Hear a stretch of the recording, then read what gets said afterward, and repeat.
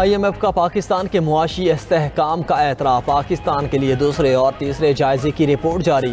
मजबूत पॉलिसी इक़दामात का तसलसल मुआशी बहाली की वजह करार। रिपोर्ट में कहा गया कि मजबूत पॉलिसी इक़दामात ने मईशत की बैरूनी झटकों के मुकाबले में मज़ाहमत को मजबूत किया। माली साल 2026 की पहली छमाही में GDP की नमो में तेज़ी आई। मुल्क में महंगाई काबू में रही और करंट अकाउंट मजमूई तौर पर मुतवाज़न रहा। ईरान अमरीका जंग ने पाकिस्तान के कलील मुद्दत मुआशी मंजरनामे को गैर यकीनी बना दिया। खदशा है कि मशरक़ वस्ता जंग के असरात महंगाई पर दबाव डालेंगे।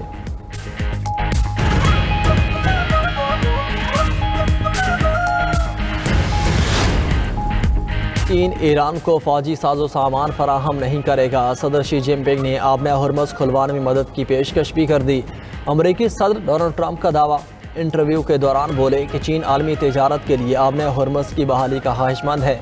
चीनी सदर चाहते हैं कि अमरीका और ईरान के दरमियान जल्द मुआहिदा हो जाए।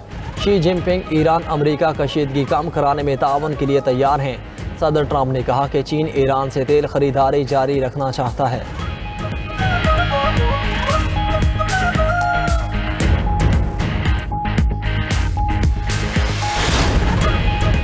चीन की अमेरिका को शराकतदारी की पेशकश। चीन और अमेरिका हरीफ नहीं, पार्टनर्स बने। चीनी सदर शी जिनपिंग ने अमेरिकी हममनसब के एजाज़ में ग्रेट हॉल ऑफ पीपल में तकरीब से खिताब करते हुए कहा, आलमी इस्तेहकाम हमारा मुश्तरका हदफ है। बीजिंग और वाशिंगटन के दरमियान बेहतर ताल्लुकात पूरी दुनिया के मफाद में हैं। तमाम आलमी बहरानों का हल सिर्फ सिफारतकारी और मुज़ाकरात में है। दुनिया एक नए मोड़ पर खड़ी है। सुपर पावर बनने की जंग में उलझना नहीं चाहते।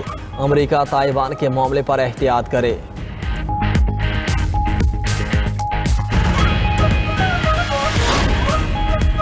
आलमी मार्केट में खाम तेल फिर महंगा होने लगा। अमेरिकी खाम तेल की कीमत $102.67 फी बैरल हो गई। बरतानवी खाम तेल $160.30 फी बैरल में फरोख्त। आलमी मंडी में कीमती धातुओं की कीमतों में गिरावट रिकॉर्ड। पियों सोना $67.70 सस्ता हो गया। आलमी मंडी में सोने की कीमत $4,617 मुकर्रर। चांदी $3.82 सस्ती होकर $81.50 पर आ गई। एशियाई हिस्से बाजारों में मंदी के बादल मंडलाने लगे। जनूबी कोरिया के कॉस्पी इंडेक्स में 213 और जापान के निकाई इंडेक्स में 804 पॉइंट्स की कमी। हांगकांग, शंघाई और ऑस्ट्रेलियन स्टॉक एक्सचेंज में भी मंदी छाई रही।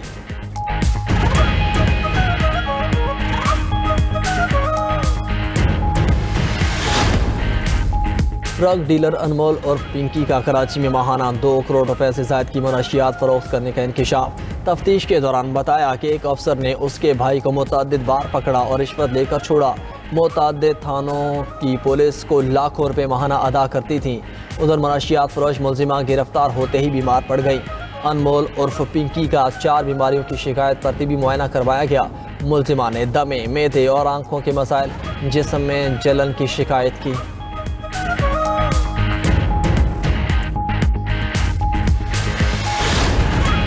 वाशिंगटन में इजराइल और लेबनान के दरमियान बराह रास्त मुज़ाकरात का पहला दौर मुस्बत और तामीरी रहा।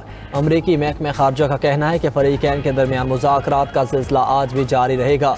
खबर एजेंसी के मुताबिक मुज़ाकरात के दौरान लेबनानी वफ़द ने इजराइल से फौरी जंग बंदी का मुतालबा किया। दूसरी तरफ इजरायली हुकाम ने जंग बंदी को हिज़्बुल्लाह को गैर मुसल्लह करने से मशरूत कर दिया।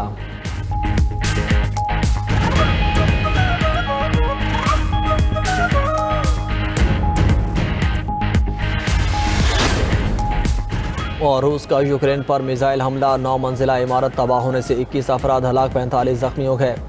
दर्जनों अफराद लापता। खबर एजेंसी के मुताबिक रूसी हमले में यूक्रेनी दारुल-हुकूमत कीव की रिहायशी इमारत को निशाना बनाया गया। मलबे तले दबे लापता अफराद की तलाश के लिए रेस्क्यू ऑपरेशन जारी। यूक्रेनी सदर ने हलाकतों में इजाफे का खदशा जाहिर कर दिया।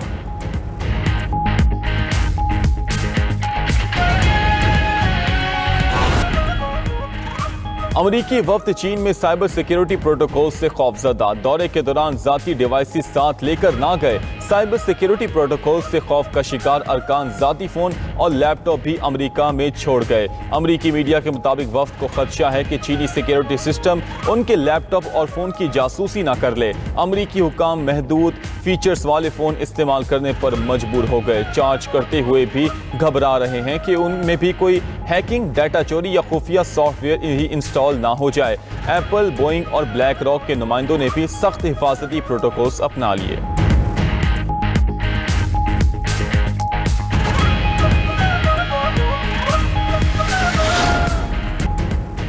अमेरिका का ईरान की मिसाइल, बहरिया और ड्रोन्स की सनती सलाहियत को 90% तक नुकसान पहुंचाने का दावा। अमेरिकी सेंटकॉम के सरबराह एडमिरल ब्रैड कूपर ने सेनेट आर्म्ड सर्विसेज कमेटी में बताया कि ईरान के मिसाइल, ड्रोन्स की सनती सलाहियत को 90% तक नुकसान पहुंचा है। ईरान का खतरा काफ़ी हद तक कम हो चुका है। वो अब खित्ते के शिराकतदारों या अमेरिका को उस अंदाज में धमकियां नहीं दे सकता जैसे पहले दे सकता था। ईरान अपनी बहरिया की सलाहियत एक नस्ल तक दोबारा हासिल नहीं कर सकेगा।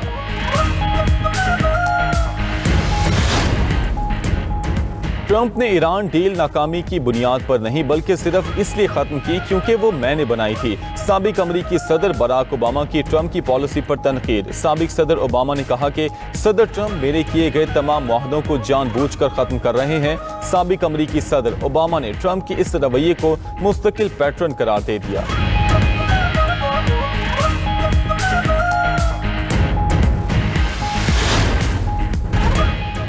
अमरीका चीन ताल्लुकात दुनिया की तारीख के सबसे अहम ताल्लुकात में से एक हैं। चीनी सदर के साथ होना मेरे लिए एजाज़ है। चीन के साथ हमारे ताल्लुकात में मुसलसल इजाफा हुआ है। तिजारत और इक़्तिसादी ताउन की अहम ज़रूरत है। हमारा सबसे बड़ा और बुनियादी फोकस बाहमी तिजारत है। दोनों ममालिक के दरमियान आने वाली कई दहाइयों तक बेहतरीन और मजबूत ताल्लुकात कायम रहेंगे। हमारे पास वसी तर ताउन और खुशहाली पर मुबनी मुस्तक़बिल तख्लीक करने का सुनहरी मौका है। ट्रंप ने पुरतपाक इस्तेमाल करने पर चीनी सदर का शुक्रिया अदा किया। चीनी हम मनसब को दौरा अमरीका की दावत दी।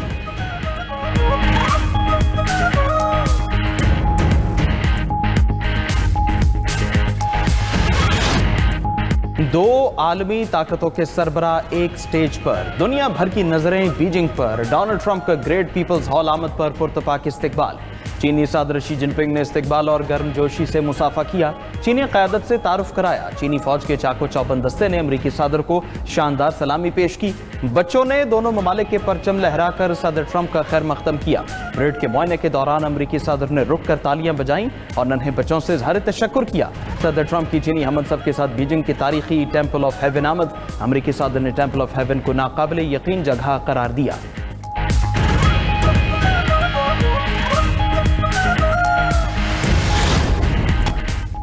ईरान के साथ कशीदगी के खात्मे के लिए सियासी हल हमारी अव्वलीन तरजीह है। अमाराती सदर के सीनियर मुशीर अनवर करकाश ने ईरानी वज़ीर ख़ारिजा के बयान पर रद्द-ए-अमल में कहा कि हम जंग नहीं चाहते और इसे रोकने के लिए भरपूर कोशिशें की। खलीजी ममालिक और ईरान के ताल्लुकात महाज आराई पर मबनी नहीं होने चाहिए। अपनी खुद मुख्तारी का दिफा पूरी क़ुव्वत, महारत और इस्तकामत से करेंगे।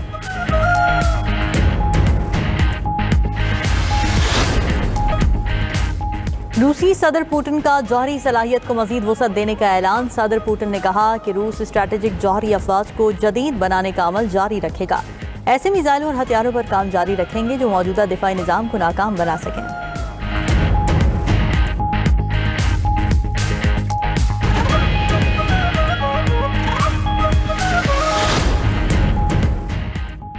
बरतानिया में सियासी भूचाल। बरतानवी वज़ीर-ए-आज़म पर इस्तीफे के लिए दबाव बढ़ने लगा। एक के बाद एक वजीर मुस्ताफ़ी। वज़ीर-ए-आज़म कीयर स्टारमर पर अदम एतमाद।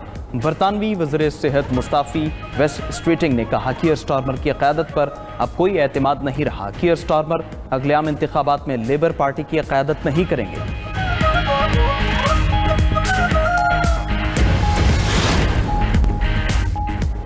भारत में ब्रिक्स वज़ीर ख़ारजा का दो रोज़ा इजलास। ईरानी वज़ीर ख़ारजा अब्बास इराक़ची की शिरकत। ईरानी वज़ीर ख़ारजा ने कहा कि ब्रिक्स ईरान के खिलाफ गैर कानूनी जारहियत का नोटिस ले। ब्रिक्स ममालिक ईरान पर अमरीकी और इसराइली हमलों की खुलकर मज़म्मत करें। अब्बास इराक़ची कहते हैं अपना हॉर्मज़ तमाम तिजारती जहाज़ों के लिए मुकम्मल तौर पर खुली है। तमाम बहरी जहाज़ों को ईरानी नेवी के साथ ताउन करना होगा।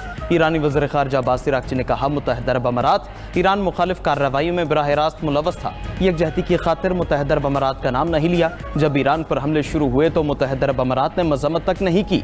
इसराइल के साथ गठजोड़ करने वालों से हिसाब लेंगे।